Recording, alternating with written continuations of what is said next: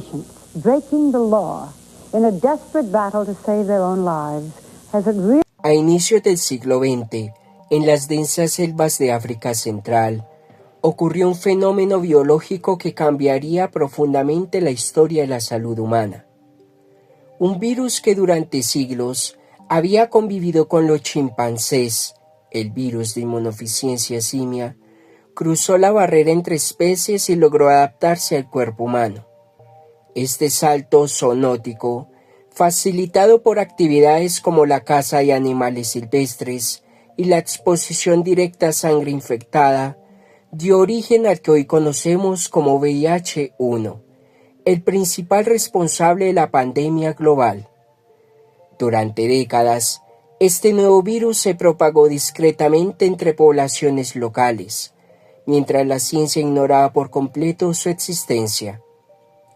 En aquella época, sin herramientas diagnósticas modernas, sin análisis virológicos avanzados y sin vigilancia epidemiológica eficaz, el virus logró expandirse por rutas humanas, migratorias y comerciales, moviéndose desde zonas rurales hasta centros urbanos en África Occidental y Central, y posteriormente viajando sin ser detectado hacia América y Europa a mediados del siglo XX.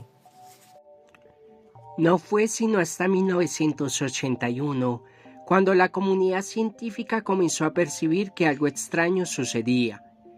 En Los Ángeles, Nueva York y San Francisco, médicos empezaron a reportar la aparición de enfermedades raras en hombres jóvenes previamente sanos. La neumonía por Pneumocystis jirovecii, una infección oportunista extremadamente inusual, aparecía de manera simultánea en varios pacientes, lo mismo que el sarcoma de Kaposi, un tipo de cáncer de piel prácticamente desconocido en personas inmunocompetentes. Estos casos aislados, documentados en informes del CDC, revelaron un patrón inquietante. Había un agente desconocido que estaba destruyendo el sistema inmunológico de las personas. La ciencia se encontró ante un dilema. Una enfermedad nueva, mortal y sin explicación clara. A partir de aquí, comenzó una de las investigaciones biomédicas más aceleradas de la historia. En 1983, un equipo de científicos del Instituto Pasteur en París logró aislar por primera vez el virus responsable, mediante técnicas de cultivo celular y microscopía electrónica. Demostraron que se trataba de un retrovirus, un tipo de virus cuyo material genético está compuesto por ARN y que utiliza una enzima llamada transcriptasa inversa para convertir ese ARN en ADN dentro de la célula infectada. Este descubrimiento no solo permitió identificar al agente causal, sino que abrió la puerta para comprender su biología, su modo de transmisión y sus posibles puntos vulnerables. A finales de los años 80, el virus ya había sido completamente caracterizado y recibió un nombre oficial: Virus de la Inmunodeficiencia Humana o VIH. Comprender cómo actúa el VIH es clave para entender la magnitud de la epidemia. El virus ataca específicamente a los linfocitos T CD4, células fundamentales para coordinar la respuesta inmunitaria. Utiliza su proteína de superficie GP120 para unirse a los receptores CD4 y a los correceptores CCR5 o CXCR4 en la membrana celular. Una vez adherido, la envoltura viral se fusiona con la célula humana y libera su ARN al interior. Allí, la transcriptasa inversa convierte ese ARN en ADN, un proceso lleno de errores que favorece la mutación constante del virus. Luego actúa la integrasa, que inserta ese ADN viral directamente en el genoma de la célula humana, convirtiéndola en una fábrica permanente de nuevos virus.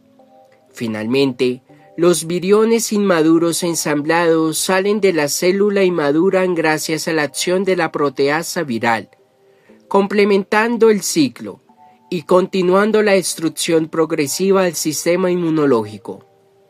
Con el paso del tiempo, esta pérdida de células CD4 conduce al síndrome de inmunodeficiencia adquirida, conocido como SIDA, donde el organismo queda expuesto a infecciones oportunistas, cánceres raros y complicaciones graves. La llegada al diagnóstico fue otro pilar fundamental para enfrentar la epidemia. Los primeros tests ELISA permitieron detectar anticuerpos contra el VIH en la sangre, y el Western Blot se utilizó como prueba confirmatoria. Estas herramientas, junto con el desarrollo posterior de las pruebas de carga viral, capaces de cuantificar la cantidad de copias del virus por mililitro de sangre, transformaron el tratamiento clínico. Gracias a estas pruebas, los médicos pudieron monitorear la progresión de la enfermedad, medir el estado inmunológico mediante el conteo de células CD4 y evaluar la eficacia de los tratamientos. La ciencia había logrado observar al virus en tiempo real.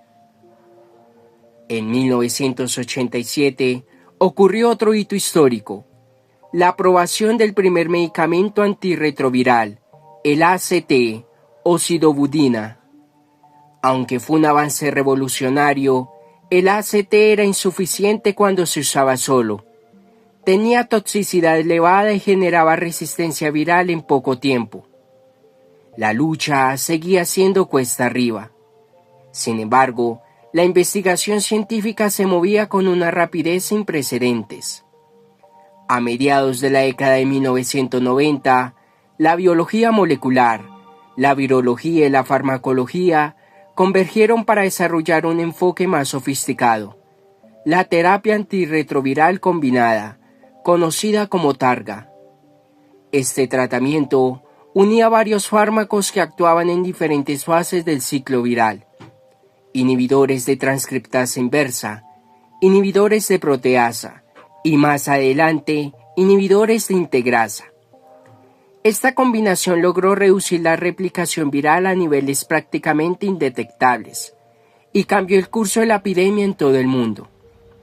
La mortalidad por VIH disminuyó de forma drástica y la enfermedad pasó de una sentencia de muerte a una condición crónica y manejable. Hoy, los avances en el tratamiento son aún más profundos.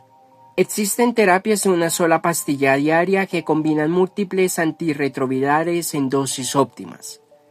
También existen medicamentos inyectables de acción prolongada que se administran cada 1 o 2 meses.